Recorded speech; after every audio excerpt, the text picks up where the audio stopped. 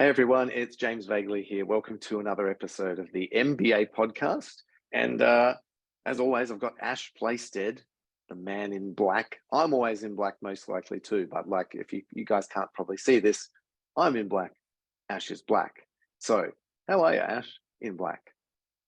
Well, I'm very, very good, James. And look, it's a rule of living in Victoria, and particularly Melbourne, that I'll actually lose my citizenship if I don't wear black at least 50% of the time. So, I'm in black, as required by law here in Victoria. It is. It is definitely a requirement. Listeners, hope you are good too. Today, episode 162 is called Win the Client Presentation. And this is actually based on what we call an execution plan that we put together for our members a while ago. And we wanted to sort of share the basics of this with you because it's really important that most brokers don't understand or do this. And we wanted to sort of share with you the power of this. Now, why do we want to talk about Win the Client Presentation? Because mortgage brokers need to learn how to win the client without talking about rates and lenders and fees and all of that stuff you've been taught to do. That's the wrong way of approaching a conversation. That puts you and makes you a commodity that can be bargained and played off against other brokers and banks and all that sort of stuff with. And you don't want to play that game whatsoever. So, why we need to do this, pretty straightforward. We want to separate you from the competition and you want to convert the most number of opportunities into deals. Pretty straightforward, Ash. Like, we're not looking to work for free. And this is the way to start doing that. And it's applicable in probably two ways, I reckon, James, is, if you're listening to this episode right now and you're newish to broking, this is super duper valuable for you personally, right? But also, if you are running a mortgage broking business with other salespeople or you're wanting to bring other brokers on, this is a really important training tool to form part of how you onboard and train new brokers into your business to make sure everybody is following the same best practice with client presentation. So either or, it's very applicable. Definitely. It's very applicable to everyone at every level because the old, hi, Mr. Customer, what are you looking to do? Great, give me your information. I'll send you my fact find and I'll come up with a strategy, loan strategy. That's like the wrong way of doing it. That's how 99.9% of brokers work. Win the client presentation is about winning the client and them choosing you as their broker before you've even talked about lenders and rates and fees, which is what every broker thinks that they win the business by. So what we're going to do is essentially strategically position you as an expert and leader of their finances. This process will dismiss the competition, it will reposition how you work, and it will get that person to look at you and go, this is exactly what I've been looking for. Finally, somebody has actually stepped up and given me what I want. I mean, Ash, we could talk for hours about how most people don't actually want the cheapest rate and that they're silently begging to be looked after and led. We talk about that maybe as part of this. But so what we're going to do, position you as the expert. We're going to remove any risk of retention teams trying to retain that client because we know that's going to happen. And most importantly, given brokers mostly work on commission, those that work with us, a number obviously charge fees, but we're going to get a commitment before you do the work. We don't want brokers, you guys, our listeners, working for free. So we're going to get a level of a commitment from your prospects before you do any work. This is all possible. There's 4 steps to it. We're going to outline them a little bit. We'll talk about them, Ash, the questioning, the standard, the expert, the commitment. But before we get into that, Ash, do you have anything you want to sort of kick things off with before we get into the steps and the how? Well, look, it may be a bit of a motherhood statement. Look, I know for me personally, when I adopted this sort of process, my conversion rate went to and stayed at 100% for a long time. This really makes you impervious to competition, impervious to product-based discussions. And there's a bit of science to it, right? And I liken it in many ways to why, no matter what technology brings, no matter what AI brings, no matter what other things happen, is because getting a mortgage is still considered complex, stressful, and largely unknown by the majority of people, right? That's very, very important that the person who they deal with, they perceive as an expert who knows how to perform heart surgery. If you want to put that heart surgeon, like the heart surgeon doesn't do all the other stuff, the heart surgeon can stick the knife in and save your life, right? And that's really important that your prospects see that from you right up front, right from the start, with the questions you ask, so that the decision's already made right at the start, you know, before you even get anywhere near to talking about, you know, the other bits and pieces of the process. So let's jump into the questioning, James. Yeah, well, that's the first bit is the questioning. Like, how do we instantly get the customer to see us as the heart surgeon? Now, if you dive straight into basics like product and fees and all those sort of basic questions, that's admin-based stuff. That's the stuff that anybody could come in post-surgery and stick a Band-Aid on. Ask the questions, take the blood pressure, basics. Don't lead with the basics. You want to lead with what we call the questioning. And essentially what this is, there's a number of ways to do it. We're not going to go through the exact scripting and the exact questions. We'll give you some basic examples. This is a member-only resource. But essentially the concept of the questioning is to ask smart questions that, because you've asked the question of the customer, immediately put you in a position of power and authority. Ash, you could probably explain this better than me. There are certain types of questions you can ask, and the fact that you are asking them and the fact that the customer doesn't know the answer, logically and psychologically, I'm scratching for words, mean that the customer puts that expert status back onto you. Maybe you can explain the concept behind this, so we can give a couple of quick examples as to some questions you can ask early on. Yeah, sure. It's a really, really important piece of the puzzle because, you know, the majority of people come into the mortgage broker process with a belief, sensitized perhaps through the media and marketing and general knowledge that, okay, the mortgage broker's job is to get me the best deal. That's what they perceive, mostly. So, okay, so how do we go about neutralizing that? Or not just neutralizing it, actually turning it completely around and killing it stone dead, right? And that's led by putting the client in the right way into a position where it's obvious they don't know what they're talking about and you do, right? And now how do you do that, right? Without embarrassing the customer and making it clear that they're asking you the wrong questions.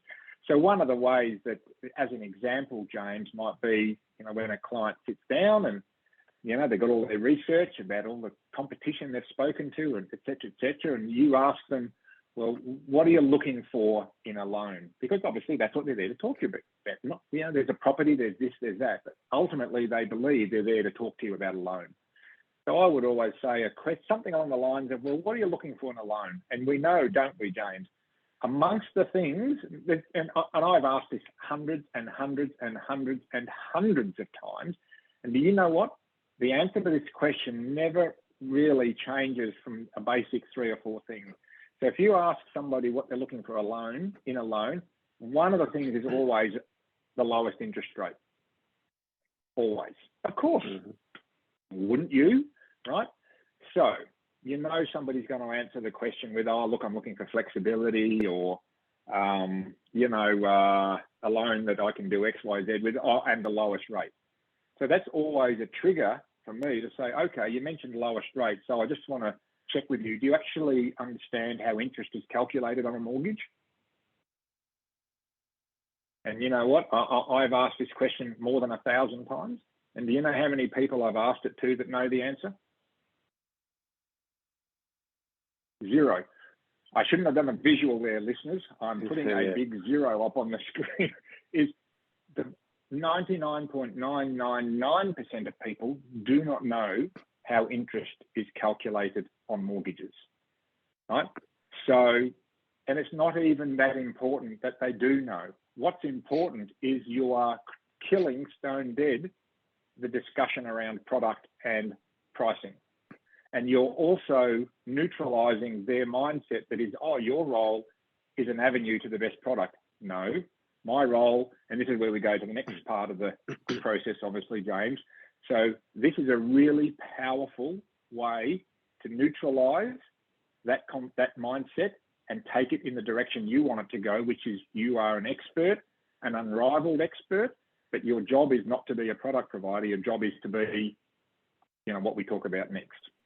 Exactly, because a lot of people approach that conversation as, should I be using you as my third party to get me the best deal? Because that's what they're thinking. And you've just flipped it on the head. And now they're looking at you like, oh, because let's be frank, most customers or a lot of customers will sit in front of their mortgage broker probably thinking they know better.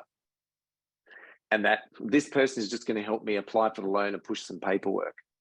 Like, you know, they've done their research. They've looked at those online deals. They come with their pieces of paper ready. You know, a lot of people do. So this flips the tables and makes them look at you like, oh, they get put in their place, to be frank. Well, you're showing them that you know more than they know, right? It's really important, James, just to jump in. It's really, the essence of this process is to show the client without boasting that you know a lot more than they know. So, you know, your role is not to be pushed around and competed with. You're just demonstrating that, hang on a tick, I know a lot more than you know. So, you know, you're not running this show, I am, right? Exactly. So you ask some basic questions that get them to think differently and challenge that they might not know the answer. So you ask them that question that you know they're not going to answer, they'll know the answer to. You obviously provide the answer. Now, the next two steps are called the challenge and the expert. So, sorry, the standard and the expert. So the way this works is essentially the standard is setting the scene. And I like to think of this as, here's the thing about dealing with banks or your everyday mortgage broker. What we're trying to do is actually position how most brokers and banks work.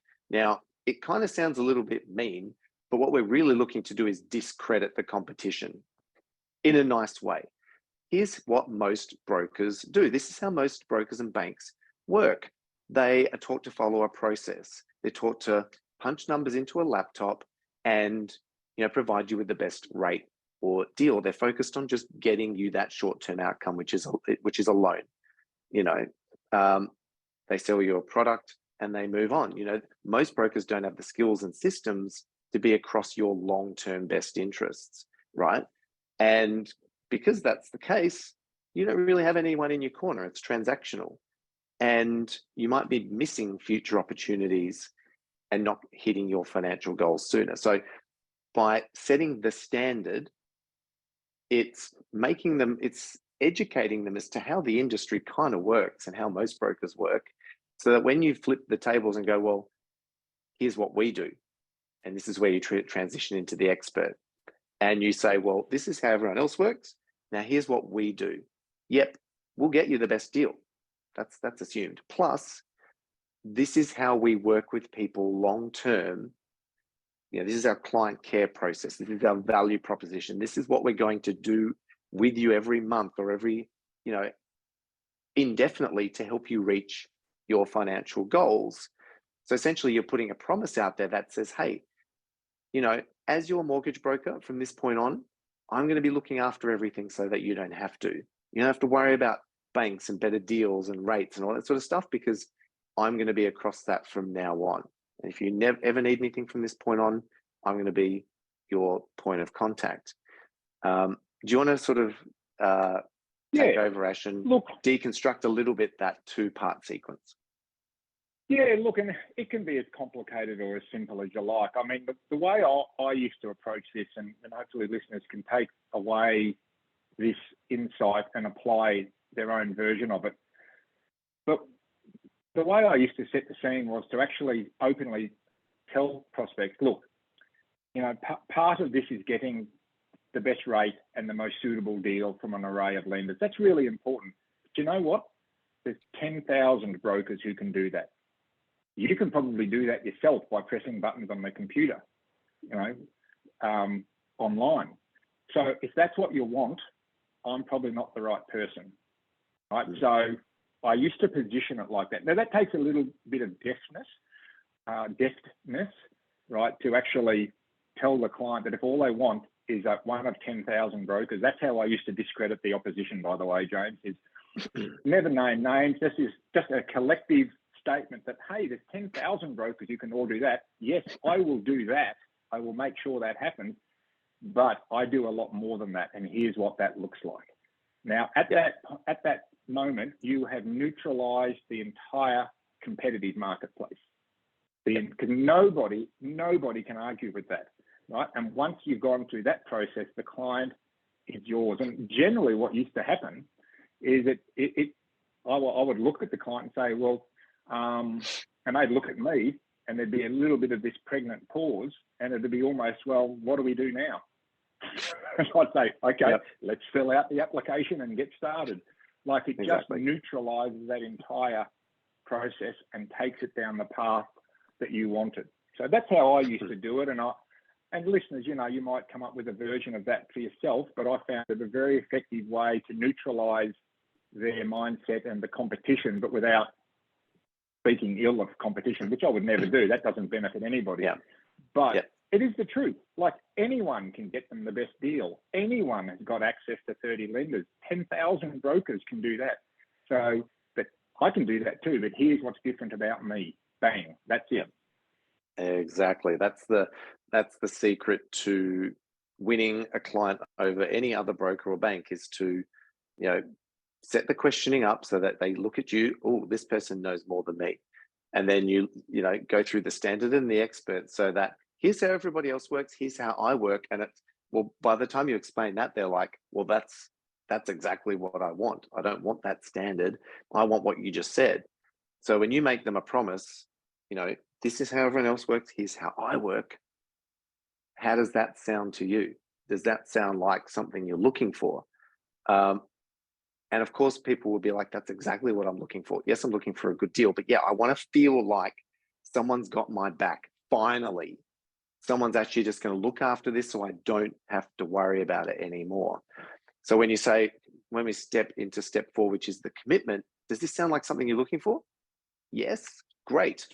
Now, here's what we need to do. You're going to lead the way. You're going to control the situation, and you're going to get things started. As Ash said before, great, let's fill out the application. That could be anything from getting started on the application through to just future pacing the next steps. Okay, great. Here's what we're going to do. 1, 2, 3. Essentially future pacing how the relationship's going to start. You may even get them to sign some sort of commitment, some sort of line in the sand.